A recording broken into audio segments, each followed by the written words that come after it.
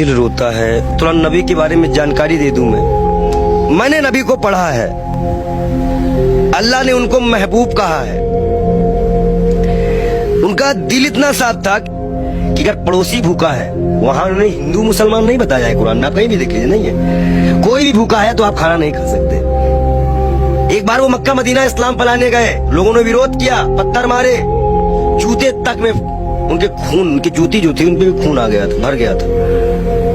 इब्राहिम अलैहिस्सलाम जहन्नम की आग लेके उतरे थे और बोले थे मेरे प्यारे नबी है, मेरे प्यारे महबूब।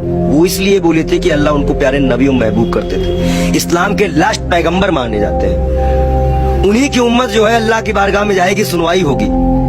62 से 73 फिरके हैं इस्लाम में, उन्हीं की उम्मत जाएगी, वही बख्शाइश कराएंगे। अल्लाह ही जानता है मोहम्मद का मर्तबा, लेकिन ये सिर्फ इसलिए हो जाता है कि उस साहब लगाना जरूरी है, मोहम्मद साहब का मर्तबा। वो कोई एक सिंगल नाम भी उनका कोई नहीं लेता है तो दुख हो जाता है। नबी को जानते हैं ये, नबी के बारे में और सुनिए। जब बात नबी और इस्लाम पे आएगी ना, तो जितने उनको मानने वाले हैं वो सारी कंट्रियां बोलेंगी और आपको जवाब देना पड़ेगा। और सबसे महत्वपूर्ण बात, नबी के खिलाफ एक भी शब्द बर्दाश्त नहीं किया जाएगा। हम ऐसे शर्त भी अपना गर्दन कटवा देंगे, अगर हम शिव के लिए कटवाएंगे तो हम नबी के लिए भी कटवाने को तैयार हैं। नबी के इतना ये कैसे आप हो गए? अरे भाई मैं इस्लाम फॉलो करता हूँ, मेरे पास कुरान है और कुरान में नबी का बढ़िया जिक्र है।